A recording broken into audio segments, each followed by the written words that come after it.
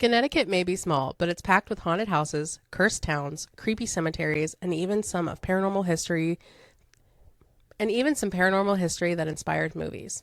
And yeah, we're definitely talking about the infamous haunting in Connecticut. Duh. So grab your headphones, maybe a blanket, and settle in as we explore ghosts, legends, and everything in between the Constitution State.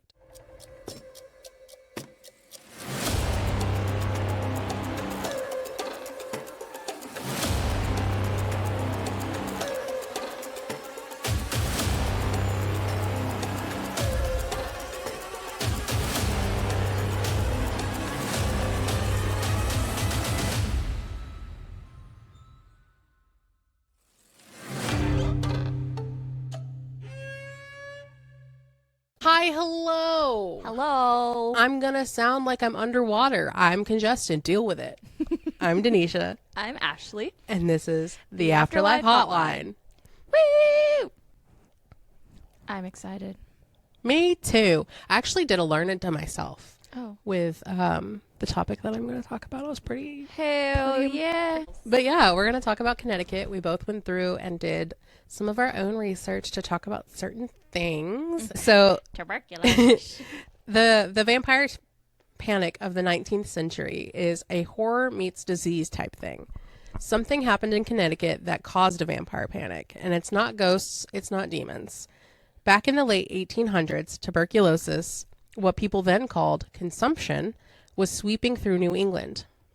Consumption? I guess it was because it was all consuming, maybe. I didn't really get a straight answer as to why they called it consumption. I mean, that makes sense, though, because a lot of people died from tuberculosis back then. So. It was deadly, mysterious, and no one really knew how it spread just yet. Families were losing multiple members in a row, and people were desperate for answers. And then this is where the folklore begins. Question. Yep. Tuberculosis, it's like a respiratory thing, right? I think so. Okay, cool. Which now we have vaccines for. Yeah. We always have vaccinations for fighting plagues and shit that wasn't it like a plague? It was like a it wasn't the Black Plague, but yeah. It was a what do they call COVID? It was a pandemic. Pandemic. Yeah. Yeah, that. The plague. The plague. The most famous case was Mercy Brown. She wasn't technically in a state, but she just bordered in Rhode Island. But the panic swept through Connecticut just the same. Mercy died of tuberculosis in 1892.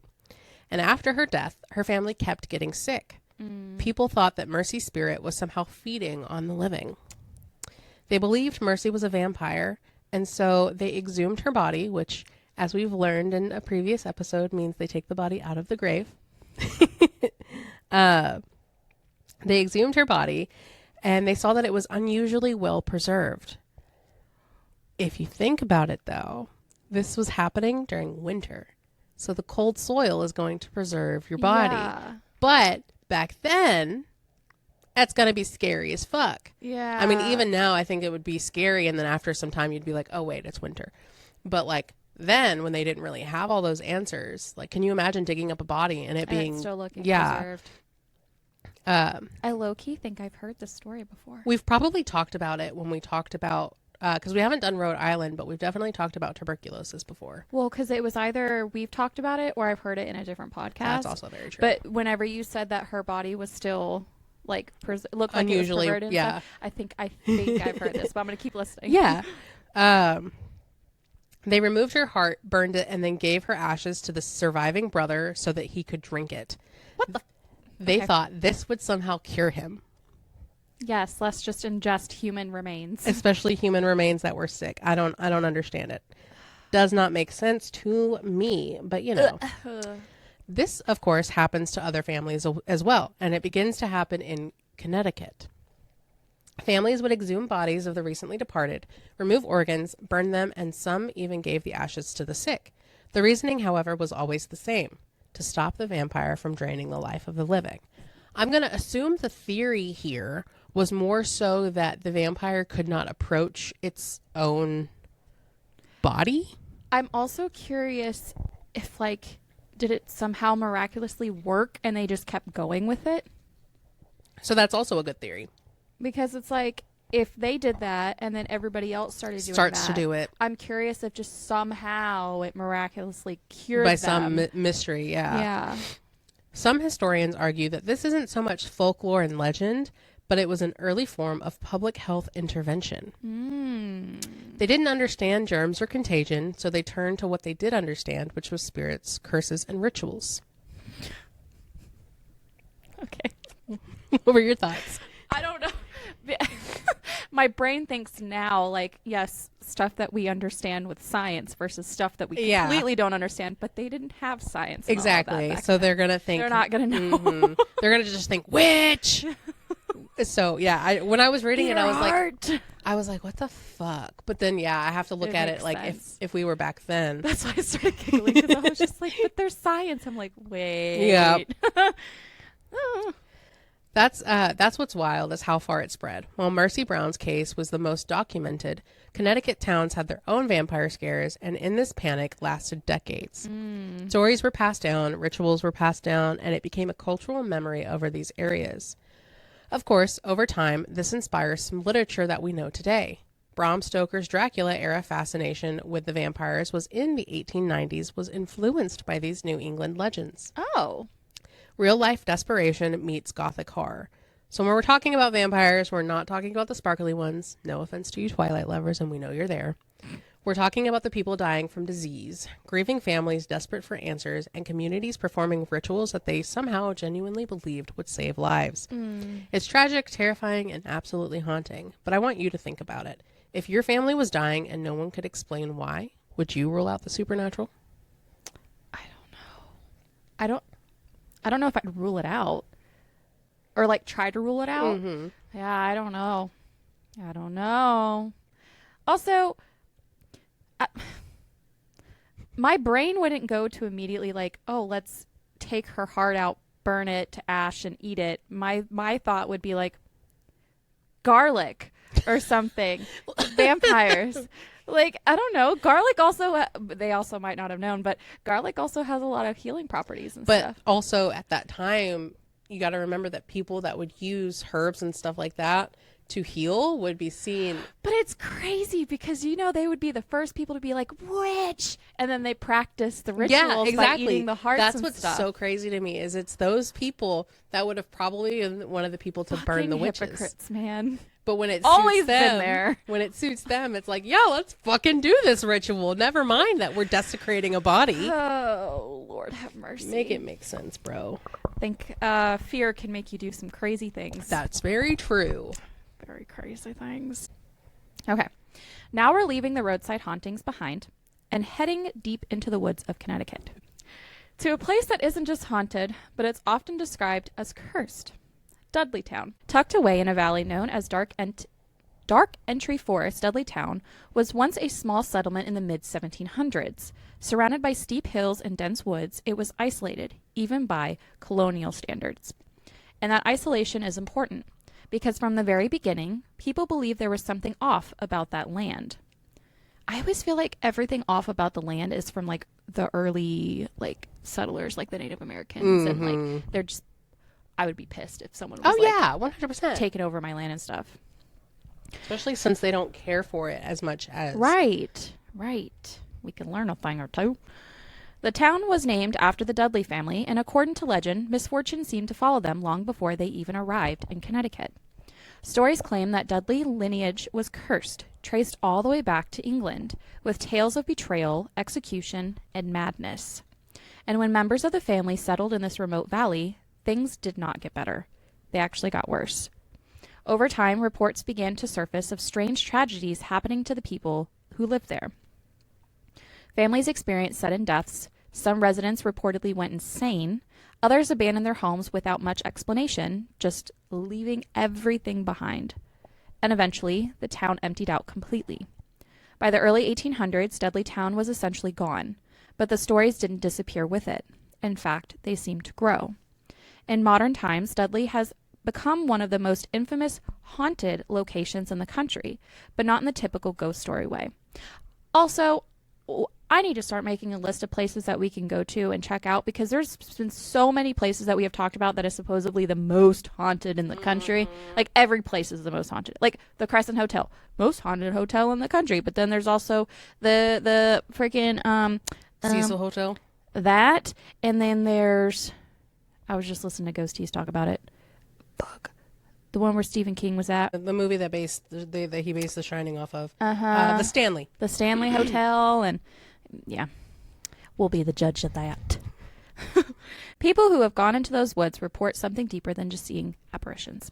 They talk about a heavy, suffocating feeling, like something is wrong the second you step in, the sense of being watched, even when you're completely alone, hearing voices or whispers with no clear source, sudden panic or dread that comes out of nowhere, and in some cases, people claim their mental state changed even after they left. Can it change mine for the better? Can it take away my issues? Can it make me not need to be medicated? If that's the case, I will volunteer. Let me go. I volunteer as tribute. Oh my God. What's wrong with us? We're medicated. There are even stories of visitors experiencing bad luck. I don't need help with that. Depression or strange occurrences in their lives after going there, as if whatever is in Dudleytown follows you out. Now, of course, skeptics push back hard on this one. They point out that a lot of the more dramatic stories, like widespread madness or mass tragedy, aren't strongly supported by historical records. Some believe the environment itself could explain a lot of the experiences. The area is extremely isolated, heavily wooded, and naturally quiet, which can mess with your perception. There's also been speculation about things like infrasound or even environmental factors that could create feelings of unease or paranoia. I could see that, though, because like with certain wavelengths and stuff like that, it can almost be uneasy with what you're hearing in your head. And I know that there's a room that's dubbed like the most silent room, and they have all these soundproofing things to where literally you can, like, if you're in there, you can hear your blood pumping, and you can I would go nuts. And they say that people can't even stay in there for more than a couple of minutes because of how intense hearing your own bodily functions becomes for them. Nope. And that's the only thing you can hear. Nope. I don't need to hear my blood rushing. So I feel I feel like there's definitely like having like the infrastructure waves and like all that stuff, the magnetic.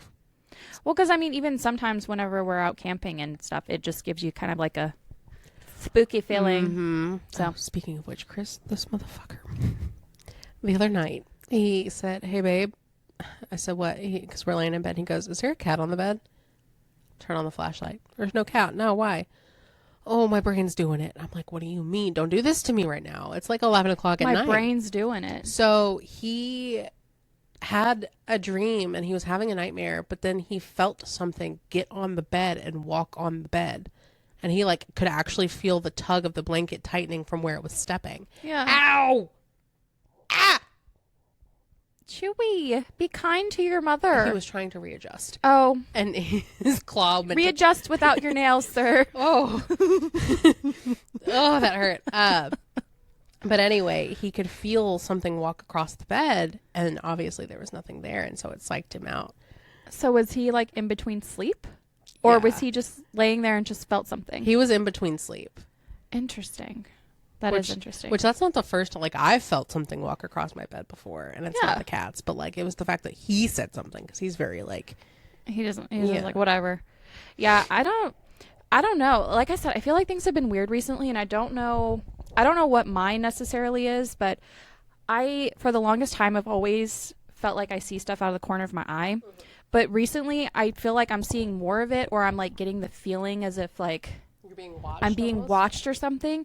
And it's gotten to the point where I've almost said out loud, like, go the fuck away. Like, whatever it is, like, go away. Because I keep feeling it. And I don't know if I'm just psyching myself out or whatever. But I'm trying to, like, tell myself, like, if it's something good, like Gigi or Holly or whatever, like, it's not going to make me feel on edge. Yeah. I don't know. It could just be because I've just been in a weird funk or something. But well, you know your body better than anybody, and you know better than anybody to trust your gut feelings. What is the second? I need to clean the apartment. I'm gonna go this afternoon. I'm gonna open up the windows and I'm gonna be like, be gone, be gone. Anything negative, be gone. Yeah, I don't know. It's weird, but I don't know what it would have. Maybe has he had pets growing up that have passed? Oh, yeah. Whatever. Oh, so I mean. It could just be anybody or just whatever felt comfortable. Mm-hmm. Well, he's probably just like, I just love how he says, my brain's doing it. I'd be like, your brain's doing what? But let me tell you, Steven has had some stuff recently happen. Like he had his headphones in one of the apartments, and he thought he heard Madison or Amber like come into the apartment and was like trying to say his name and trying to get his attention. He took it out and he was like, what? And then he looked down there. No one was there. And I'm just like, maybe you heard somebody outside or like in the apartment next to you, but I don't think he would have heard that over his headphones because they're the noise canceling ones, and they're like in his ear. They're the little ear AirPods. And he's just like, I don't know what the fuck it was. He goes, I swore I heard one of the girls come in and trying to get my attention, try to say something, but as soon as I responded and I looked, no one was there. And he asked them, and none of them were like, nope, weren't in there. I think it's because he occasionally listens to our podcast and he's like freaking himself out. But he also said he thought he saw something in the apartment the other day. So I don't know. He tries to ignore it. So he tries to not really think about that type of stuff. So if I ever say anything like, oh, I thought I saw something, he's like, don't do that. Don't say that. No, you didn't. Shut up. Where was Sorry, we got on a wild tangent there. And then there's the power of suggestion. I think that's where I was at. Yeah, because I don't. Yeah. If you go into a place believing it's cursed, your brain might start looking for proof that it is. Manifestation. Yep. I've always said that, manifestation. But even with all of that, Dudleytown still has a reputation that refuses to die. The land is now privately owned, and trespassing is strictly prohibited. It's monitored, and people are actively discouraged from going there, which, let's be honest, only makes it more intriguing. Kind of like the road that was graffitied and Centralia. They covered it up. Bastards. Because places like this exist in that uncomfortable space between fact and folklore, where history is incomplete, stories are exaggerated, and something just does not feel right. So is Dudleytown truly cursed? Or is it a perfect storm of isolation, legend, and fear? Either way, it's a place most people enter out of curiosity and leave with something they can't quite explain. I think it's a mix of both. I definitely personally think it's got a mixture of both in it. Yeah. Because, like, if you go in there not knowing the history and not knowing, like, any of the lore and stuff, you might still feel kind of weird just because it gives off that vibe. Yeah. But if you know the lore, you're going to go in there and you're going to, like, make yourself almost feel that way. Well, because, that's like whenever we met Annabelle, you know, you would... Oh, my Lord. You had felt and you had heard and read a lot of what could go wrong. And so you were putting yourself really on edge there. Jeez. And it had nothing to do with the doll. I don't believe it was Annabelle at all that was making me feel that way. I was just standing there from everything that I've read and knowing we were about to meet the real Annabelle doll and knowing that people who mistreated her and did what they weren't supposed to do, they died miraculously. I was freaking myself the hell out, and I about passed out standing out in the hallway waiting on to go in there and see her. But I also think it was a lady who would not hush. Yeah, that too. She was driving me up a wall too. Yeah, but very much. I think she was just nervous.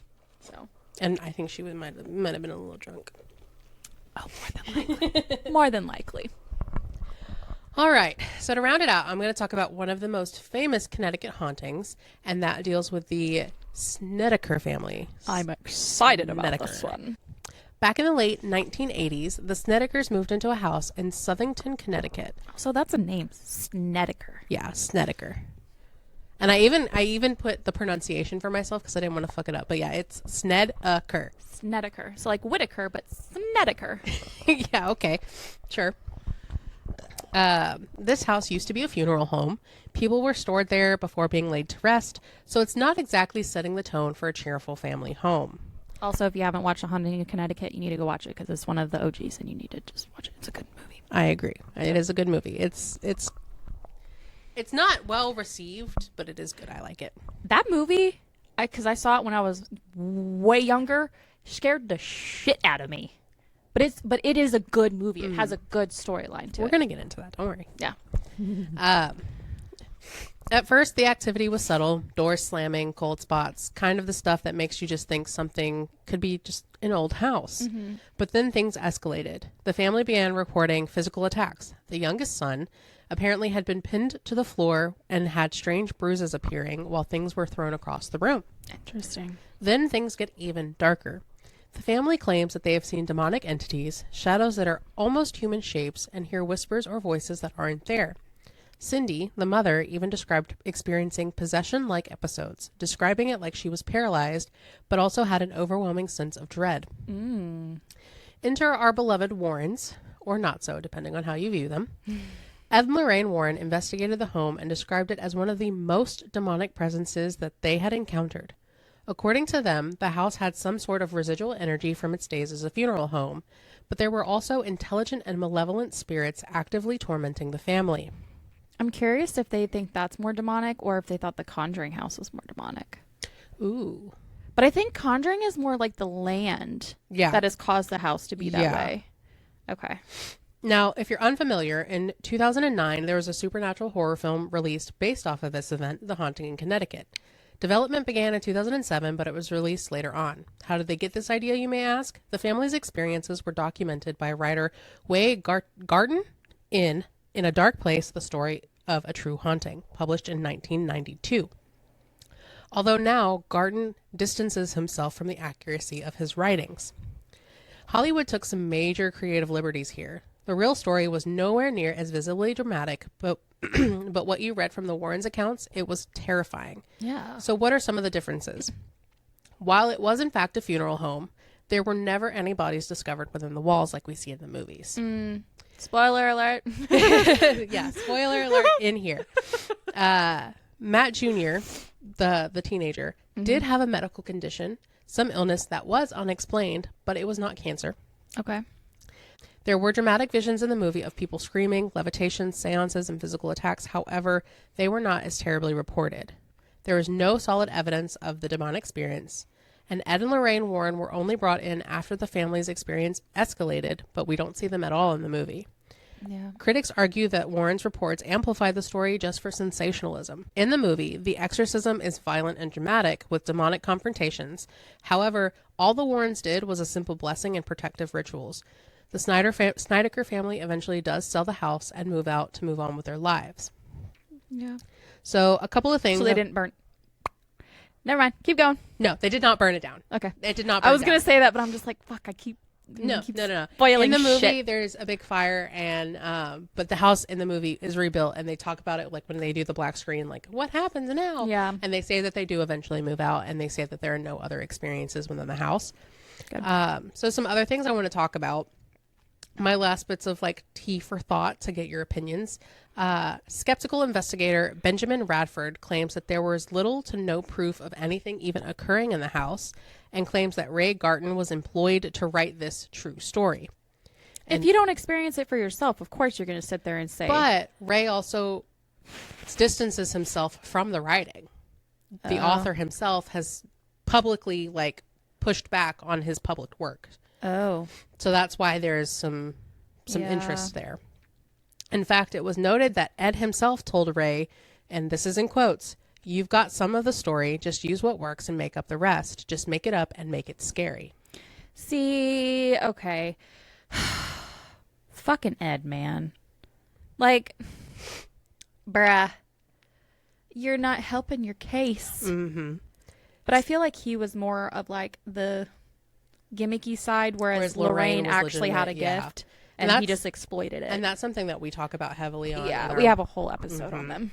Researcher Joel Nickel dismissed the story as a total hoax, saying that the Snedeker landlady thought the whole thing was ridiculous and mentioned that no previous tenants had experienced anything. She also mentions that the family continued to reside in the home for over 2 years before they finally left. Well, I mean, it's not that easy just to sell a home and get out of it. Well, she was their landlady. Oh. I don't know. Nickel noted that since Ed had passed away in 2006, some of his co-authors, which we've also talked about some of these, have admitted that he told them to make up incidents and details to create scary stories. So, with all that being said, do I think that the haunting happened? Yes. Do I think that it was exaggerated? Probably. Of course. Especially if you're looking at it just in the Hollywood side of things, that 100% was definitely escalated and exaggerated. But I find it very interesting that no one spoke about Lorraine asking them to exaggerate the stories, which leads into our Ed being the gimmick and Lorraine maybe being the legitimate one. Yeah. It was also during that time too where the women just kind of did whatever the men told them to do. So yeah, because this is in the 80s. Yeah. Oh, I'll wait till you're done. No, and that's it. Okay. So my thoughts is, yes, it was haunted. Yes, I believe this stuff actually happened to those people because, like, who am I to say, like, it didn't? And there's a lot of things that spiritually happen that you can't explain or document or whatever, because it's like, unless you're the person experiencing it, there's really no way to give proof unless you're, like, taking a photo of, like, scratches or whatever. Anyway. Well, and even still, like, she's saying that no previous tenants had experienced anything. Well, were any of those other previous tenants sick? Right. It could have been maybe something about that family didn't mesh well with the spirits there, or maybe with the kid being sick with whatever it was, kind of like thin the veil between the family and the spirits. But like me personally, with it being a previous funeral home, there's 100%. There has to be something there because, I mean, you did all there's the whole morgue in the basement. I 100% think that something happened to that family there. I don't think the family exaggerated anything. I think it was Ed and possibly the writer. But also, I feel like maybe possibly, because you said the guy kind of stepped back from his writing a little bit. My thought on that is maybe it was getting too much attention or too much stuff was happening from it. So he's just like, okay, I'm just going to kind of step back from this. Or he didn't like how Ed was trying to make him, you know, like amp up things. Yeah. And he's just like, this isn't what I'm about. So I'm just going to completely step back from it. Because he doesn't step back from like actually writing. He steps back from that written work. Yeah. There's no telling what happened behind the scenes. And just for an example, like there's on Two Girls, One Ghost, they just recently talked about a house that like it was called the Bleeding House, and this house miraculously just was it would have like blood seep through like the ceiling, the floors, the whatever, and then it was an older couple that lived there, and one of them was on the guy was on dialysis, and so this was back before like they could do like DNA testing or whatever, but they found out that the blood was like type O, but then the husband and the wife, they were type A, and it started getting a lot of attraction and stuff like that, and people started coming out to their home and whatever, and then finally it just got too much that the couple had just started shutting everybody out, and they're like, this house never bled, it never happened, you know, we just made this up, blah blah blah blah blah, even though it actually did. But they were just like, no. Well, it's like no more. We don't want any more association with this. They do that with like the new homeowners and stuff like that. People will line up and down the house in Connecticut. Like they'll line up and down that street just trying to see, and you know that's somebody's even home. if it's a new house. Yeah, and like that's somebody's home. Same with Ed and Lorraine Warren's home. People would line up and down the street just to look at it and stuff like that and see if they could see anything. And it's like, if you want to see stuff like that, okay, cool. Like I get it. I'd be interested as well, but don't be disrespectful to the people that live there. Like maybe drive by, keep your distance, walk on the other side of the road, just walk past it, take a look, take a pic, go. Have a driver, have a photo person. Yeah, don't just loiter outside of these places. I mean, if it was meant for people to come and loiter and look at it and whatever, it's going to be like a historical mark, or it's going to offer well, it's like the tours, the Twilight House. Yeah. That like they can't catch a break. Now, I think they have it open as an Airbnb occasionally, but like it gets to the point where they have to stop people because they'll just swarm them. And I think the beach that they filmed on for one of the scenes also had to be closed to the public. Jeez Louise. It reminds me of like mom and dad going and getting their picture taken in front of Stephen King's house up in Maine. It's a very pretty house, and I'll be like, oh yeah, I got to see Stephen King's house, but like I can only imagine, and I'm sure he doesn't live there. That's going to be one of many of his houses, I'm sure. I'm pretty sure that one is okayed already. Good. Yeah.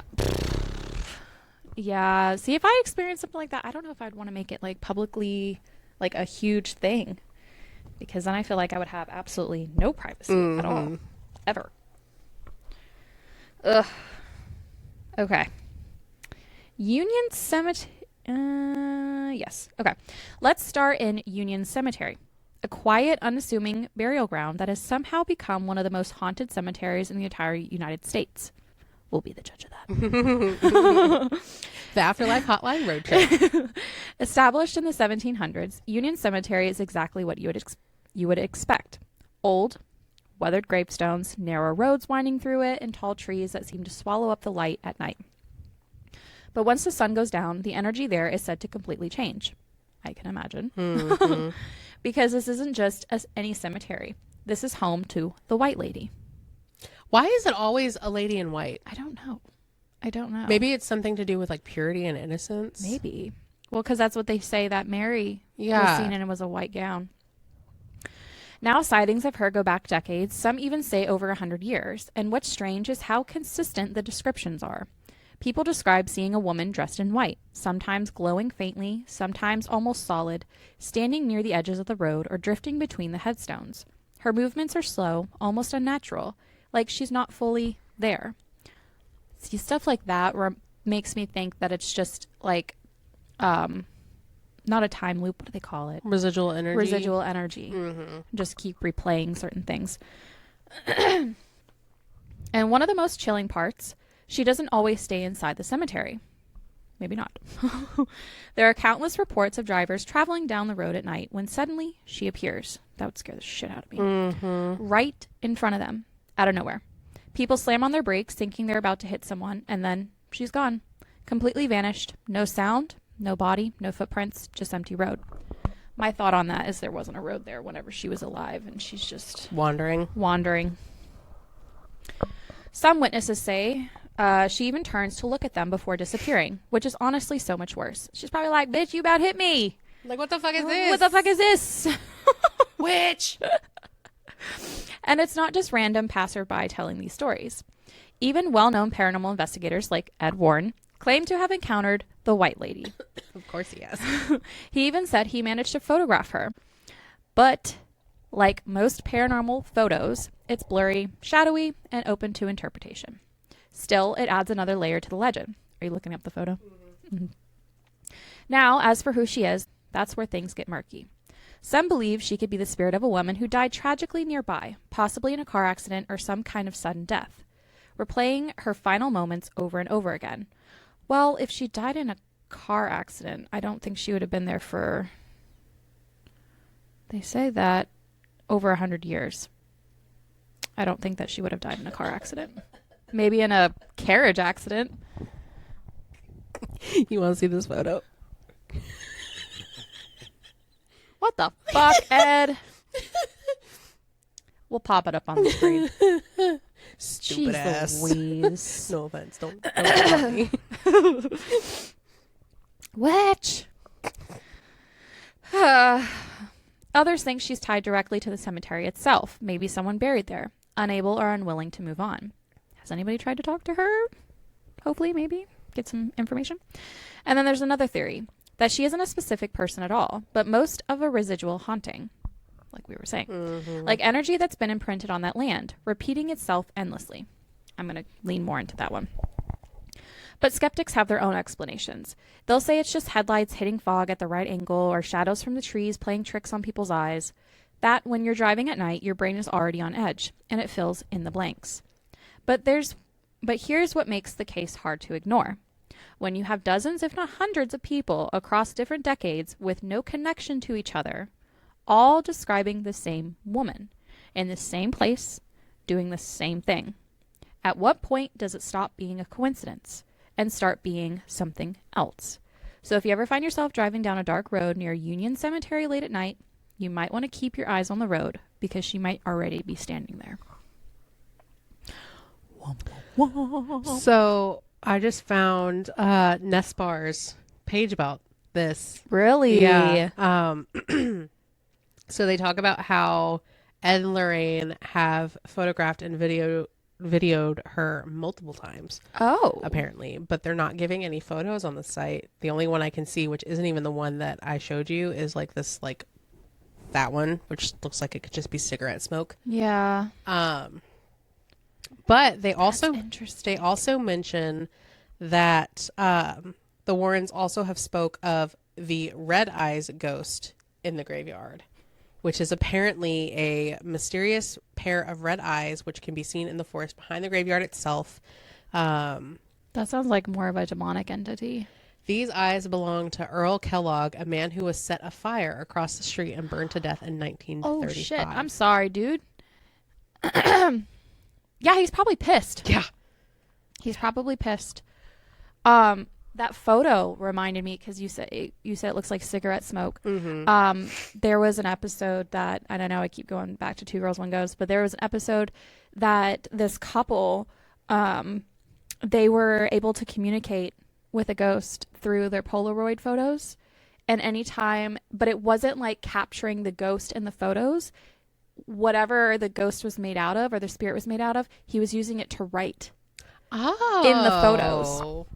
That's interesting. It was pretty cool. And a lot of skeptics were like, oh my God, they probably just tampered with the photos and blah, blah, blah, blah, blah. But it's like, no, it's not on the photo paper itself. Like, it's in the actual photo. And it looks like somebody wrote with like what you would think like a ghost or a spirit would look like. And I mean, it would be clear that you can tell what they're trying to say. And they have hundreds and hundreds of photos of them communicating with this entity. And they would also have people come to the house and use their own Polaroid cameras, and they would catch stuff on it too. But the couple would be like, whatever you catch on there, if you catch something, it belongs to the house. Yeah. Like, you can't just take it with you. Like, it belongs to us. And it was very, very interesting. You'll have to look into that one. But people speculate that it may just be them in the future, because it was like trying to encourage them to keep up with their art and all this other kinds of stuff. And so one of the Two Girls, One Ghost theories is like, maybe it's them from the future trying to, like, or them on a different timeline or whatever, trying to, you know, keep them up with their art and, you know, keep pursuing what you want to pursue. Because it's like, you got this and blah, blah, blah, blah. But it was a nice entity that they communicated with. So... But we got some Reddit stories. As per usual, there was one I found, but I opted to not do it because it was a really, really long one. Although I think if we do like a paranormal Reddit stories one, I want to put that in there because Did you save it? Yeah. Okay. Oh, mine also, I attached a photo to mine so that way you could see it. Okay. And then I'll also pop it in the video. So I only have one. Okay. I only have one. Okay. Mine comes from user LPMZ247. I did not get the name of mine, and I am so sorry. I'll pop it on the screen. They said, trying to condense this story because it's a lot. My best friend moved into an old house in Litchfield and had some friends over for the first time one night out. At the beginning of the night, we went down to the cellar a few times to check it out because it was super creepy, and some of us were into the paranormal stuff at the time. We were messing around later at night around midnight and went back down to the cellar. I took some pictures on my phone with the flash on, joking that maybe we'd see a ghost or something, and didn't think twice about it. At around 3 a.m., a few of us decided to go back down there for some reason. And in quotes, it says, I think we had heard some strange noises or something. This was over 10 years ago. I can't exactly remember. And the second we got down the stairs, we see a giant wooden box sitting in the middle of the floor in plain view that most certainly was not there at midnight. We were freaking out because we had all been together the whole night, and we know for a fact none of us went down there on our own. And my friend who lived in the house didn't even know exactly what was down there in storage. Her mom was renting the house. Oh. I end up going to open the box, and it's filled with super old toys, maybe from the 50s or 60s. I ended up taking a few more pictures, and we run back upstairs. As we were debriefing, I go to check my photos and look at the pictures from 12 a.m. before the box appeared, and you can clearly see the corner of the box with the same stain in the wood. No one had been downstairs, and the box was most definitely not there when I took the photo, but yet somehow it was. The days following, we tried to do some research on the house and did find out that the man who was renting it to my friend's mom lost his wife to a heart attack in the house within the past year or two. Aww. I'm not sure if it was just her spirit trying to give us toys because it was the first time she had friends over or what, but it really freaked us out. She lived there for about a year and nothing like that happened again. If anyone is curious, I do still have the pictures and can share. To this day, all of the people who were there freaked out about it. They did not include any pictures. Okay. But I'm sure like if we wanted to, we could probably reach out to them. If they might still have it. I don't know if they would. Right. But... I'd be curious if they had like kids or something that lived there with them at one point or whatever. Aw, just thinking about the old lady like, oh, I have friends. Here you go. Here's some toys. Oh, how cute. Yeah, I don't think that was any sort of malevolent. I think it was just a little lady being like, here you go. Here's some toys. Oh, that's so cute. Well, mine is a woman figure appeared in photo taken by a friend in Connecticut. And they were asking people to debunk it if they could. This is my first post here, but this photo has caused some conversation on whether or not it is real or just lights playing tricks. My girlfriend recently told me of an encounter she and her friend had when taking a picture of a church while driving on the Merritt Parkway in Connecticut. In the photo, we see a girl that looks to be looking in a mirror or something. It looks apparent to me, but some people have showed it to just say it's lights playing tricks. Background of the photo and location. The photo is from 2017, but my girlfriend just showed it to me, being someone new to show it to. She said they just wanted to take a picture of it due to the architecture of it, and were driving at a slow speed when taking it. They don't remember the name of the church, but I'm sure someone here would know if it was from the if from the area in Connecticut. They say they didn't notice it initially looking over their photos from the day until later that night. Myself, I see a face and believe it's something supernatural, but I would like for people to critique it and point out anything that might prove it to not be a ghost. The photo I attached to Imgur is the original, and the only other thing we have is a photo of the photo on the camera screen. I would just like anyone to explain a possibility of anything other than supernatural. I see a face. I also see a Native American. I don't know. But yeah, no, I definitely see a face. Oh yeah. There's a face with headgear. Yeah. Like a tribal That's what headpiece. I see. Yeah. That's the first thing I saw. Mm-hmm. It's very interesting.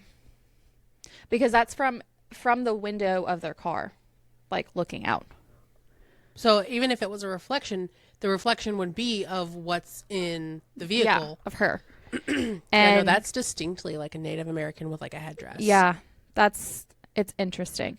Because like you can see the nose. Like I think you can faintly see like the chair or like the seat in the car or something. But yeah, I don't know, like the eyes, the nose, the brows, the cheek. Like even the clothes. Uh-huh. And I don't think it's the person in the car taking the photo.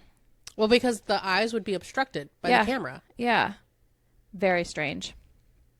I'm not going to debunk it and say it's not paranormal because I think feel it like is. It is. So, you definitely caught something. Not dude. debunked. Not be dunked. Be dunked. Be dunked. Not be dunked. Bang! I still need to get the damn gavel. Oh, yeah. One of those episodes. But yeah, all the fun stuff, all the spooky stuff from Connecticut. Yay! There's way more, but that was just a few. So if you'd like us to do a deeper dive into Connecticut, let us know. Or have anything that you want us to research on Connecticut, stuff that we might not even know of. That'd be cool. Personal experiences, whatever. But yeah. Hit us up on all of these platforms. Email us at theafterlifehotline@gmail.com. And yeah. And with that. Keep one foot in the living world. And one ear on the line.